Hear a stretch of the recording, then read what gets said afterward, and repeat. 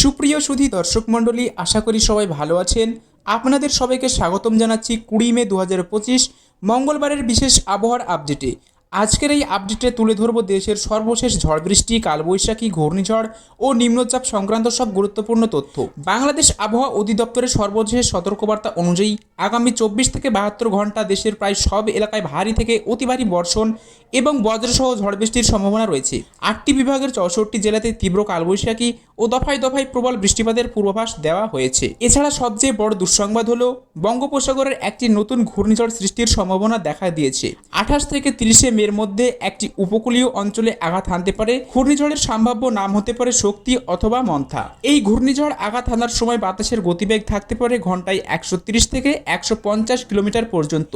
এই মুহূর্তে চলুন দেখে নিই দেশের বিভিন্ন অঞ্চলের বৃষ্টিপাত ও ঝড়ের সর্বশেষ চিত্র। ভারতের পশ্চিমবঙ্গ, ত্রিপুরা ও আসাম রাজ্য সংলগ্ন এলাকাগুলো থেকে বাংলাদেশে ঢুকে পড়ছে ঘন কালবৈশাখী মেঘ। উপগ্রহ চিত্র অনুযায়ী ঢাকার দক্ষিণ অংশ, শরিয়াতপুর, মাদারীপুর, মুন্সিগঞ্জ, গোপালগঞ্জ, ফরিদপুর, রাজবাড়ী ও মানিকগঞ্জের আশেপাশে আজ রাত থেকেই ভারী বৃষ্টির সম্ভাবনা রয়েছে। খুলনা বিভাগের কুষ্টিয়া, মেহেরপুর, চুয়াডাঙ্গা, ঝিনাইদহ, মাগুরা, সাতক্ষীরা, খুলনা, বাগেরহাট ও নাড়াইলে দফায় দফায় বজ্রসহ বৃষ্টি হতে পারে। এদিকে বরিশাল বিভাগের পিরোজপুর, মাঠবাড়িয়া, ভোলা, বরগুনা, পাটুয়াখালী অঞ্চলে তীব্র বর্ষণ হতে পারে। পাশাপাশি চট্টগ্রাম বিভাগের চট্টগ্রাম, কক্সবাজার, রাঙামাটি, বান্দরবান, খড়গাছি, মহেশখালী, কুতুবদিয়া, টেকনাফ সহ পুরো উপকূলীয় এলাকায় সতর্ক জারি করা হয়েছে।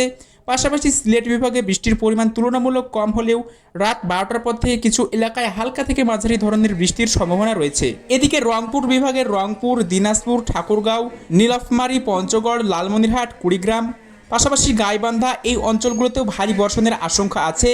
এদিকে রাজশাহী বিভাগের রাজশাহী, নওগাঁ, চাঁপাইনবাবগঞ্জ, নাটোর, বগুড়া, পাবনা ও জয়পুরহাটে ব্যাপক বৃষ্টিপাতের পূর্বাভাস রয়েছে।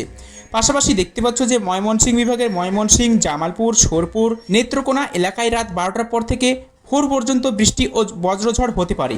এদিকে ঢাকা বিভাগের ঢাকাসহ গাজীপুর, টাঙ্গাইল, মানিকগঞ্জ, নারায়ণগঞ্জ, নরসিংদী, কিশোরগঞ্জ, শরিয়াতপুর, গোপালগঞ্জ, ফরিদপুর ও রাজবাড়ীতে দফায় দফায় বজ্রবৃষ্টি চলবে। এছাড়াও কুমিল্লা, ব্রাহ্মণবাড়িয়া, চাঁদপুর, নোয়াখালী, ফেনী, লক্ষ্মীপুর, হাজীগঞ্জ, লাকসাম সহ আশেপাশের এলাকাগুলোর উপর দিয়ে প্রবল ঝড় বৃষ্টি বয়ে যেতে পারে। যদি ঘূর্ণিঝড় নিয়ে কথা বলি তো বঙ্গোপসাগরে ইতিমধ্যে একটি লুচাপ সৃষ্টি হয়েছে, যার কেন্দ্র ভারতের তামিলনাড়ুর উপকূলের কাছাকাছি। এটি দ্রুতই একটি সুস্পষ্ট লঘুচাপে রূপ নিতে পারে এবং 26 থেকে 27 মে নাগাদ বাংলাদেশের উপকূলের দিকে অগ্রসর হওয়ার সম্ভাবনা রয়েছে। ঘূর্ণিঝড়টি 28 থেকে 29 মের মধ্যে বাংলাদেশ বা পশ্চিমবঙ্গ উপকূলে আঘাত হানতে পারে, তবে এখনই নির্দিষ্ট করে বলা যাচ্ছে না কোথায় আঘাত করবে। ঘূর্ণিঝড়টির প্রভাব উপকূলীয় অঞ্চলে প্রবল বাতাস, 70 থেকে 150 কিলোমিটার পার ঘন্টায়, সমুদ্র উত্তাল অবস্থা এবং টানা বৃষ্টিপাত শুরু করতে পারে 27 তারিখ থেকেই। তাই বিশেষ করে চট্টগ্রাম, কক্সবাজার, বরিশাল, খুলনা বিভাগের মানুষদের প্রস্তুত থাকতে বলা হচ্ছে।